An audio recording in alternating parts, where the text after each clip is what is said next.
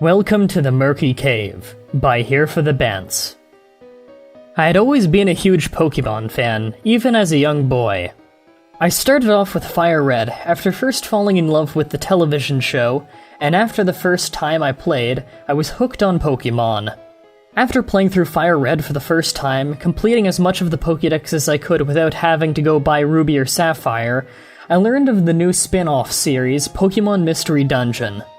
Due to the fact I only had a Game Boy Advance at the time, I had no choice in what game I got, so I had to get Red Rescue Team, but as soon as I started playing, I realized that this was the type of Pokémon game I would love the most. I played it non-stop until I had completed it. A few weeks ago I was playing the new game Gates to Infinity, where I found myself being disappointed with the game. It didn't feel like the Mystery Dungeon I had fallen in love with all those years ago. Maybe nostalgia was in effect, since I was now 16, but I didn't enjoy it at all. I decided that I wanted to play Red Rescue Team again, but not having my Game Boy Advance anymore, I had to play it on my newly downloaded emulator on my phone.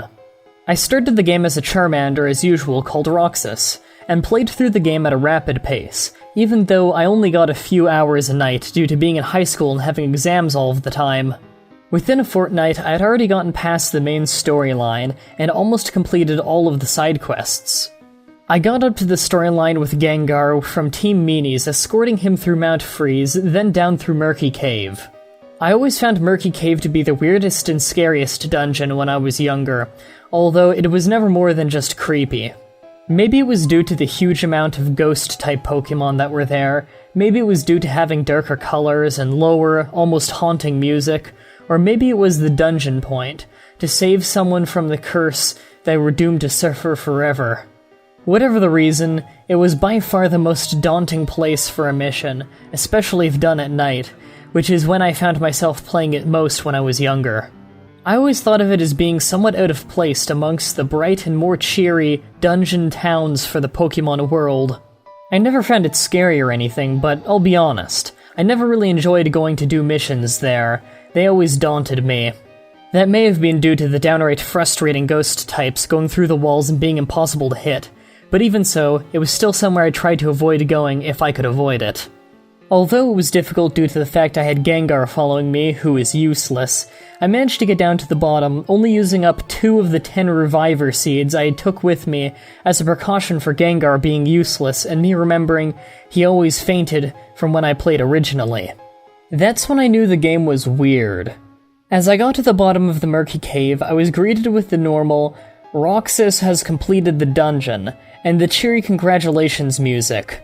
After that, there was a prolonged period of silence. Just as I was about to check if I accidentally locked my phone, the game started up again. The game slowly lightened up so I could see where I was, and I found myself in the area where you have to save Gardevoir. It was barely visible, with the walls being pitch black and only a slight different color from the night's darkness, and the floor being a disgusting mix of green and purple, like mixing purple and green Grimers together and removing the facial features. The weird thing was that there was complete silence, not the usual music, but I put it down to the sound quality not being the best due to playing on an emulator on my 2-year-old phone, and that my earphones were a bit inconsistent. I played on regardless of the fact, and the floor seemed to be changing color as the scene advanced, swapping between green and purple to sickly red with the same texture. The scene with Gengar continued as usual, and the Gengar placed the 9-tail crest in the hollow spot. After that, there was a prolonged time of darkness where the game started to fade into blackness, before it suddenly lit up and started with the dialogue. Welcome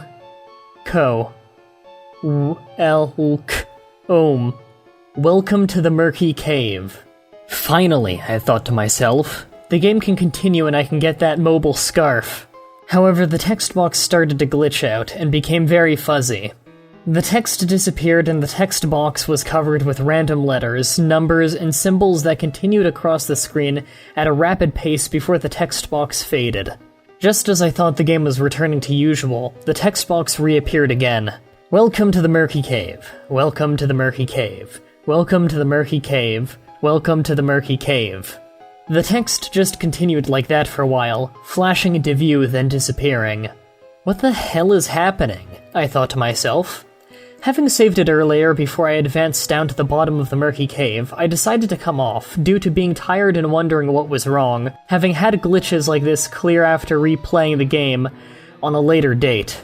The next night I decided to load up the game again, and it started up the same, with the same acid style as before, and the text box irregularities were the exact same as before, with "Welcome to the Murky Cave" being repeated over and over. I was getting fed up with the game and about to start the dungeon up again, when suddenly the text box disappeared and a huge ghostly hand shot out of the area the crest fitted into, trying to claw in me and Gengar. Roxas managed to get out of the way in time, with Gengar being sent flying into a wall and not moving. I assumed that he was unconscious, and his sprite still seemed to be moving. The claw then went for Roxas, and he ran out of the room, only just avoiding it. After another failed attempt to grab him, the claw then went for Gengar. Roxas managed to get into the way, using Flamethrower to hold off the claw. He could only last out for a few seconds before the claw overpowered him and punched Roxas against the wall. As Roxas was against the wall, the game started to fade in and out of view, and I saw a dark shadow come out of the wall, much like the claw had. I was starting to freak out at this point, not understanding what was wrong with the game. All of a sudden, the music started playing again, and the normal scene showed up with the normal room. Gengar stood next to me, blabbering about how it wasn't fair. I answered the question for him. The screen started to change from the normal scene to the glitchy scene slowly, flashing, much like the main character does in the Explorer's Tower, Darkness, and Sky when he touches an object that triggers a memory. The game started flickering between them faster and faster, with the music going off each time it was on the weird side, and playing on the normal side of the game. As the changing between the scenes started to slow down, the game came to a halt on the distorted world, before the screen went completely black once again.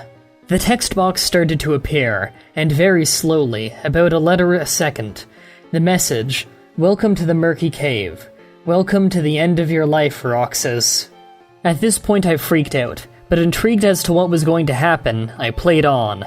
The scene in front of me then changed to what the game looked like during the dungeon, with Gengar inside the wall, presumably from when he had been hit by the claw.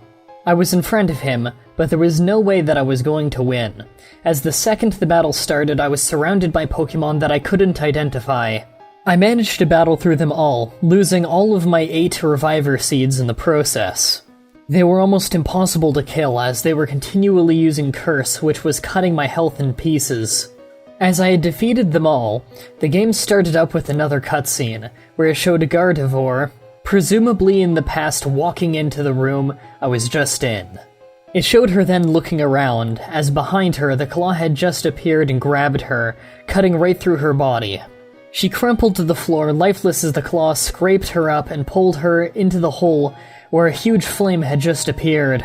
It dragged her through it, and after that there was silence for a few seconds, before it returned to where Roxas was stood in front of Gengar.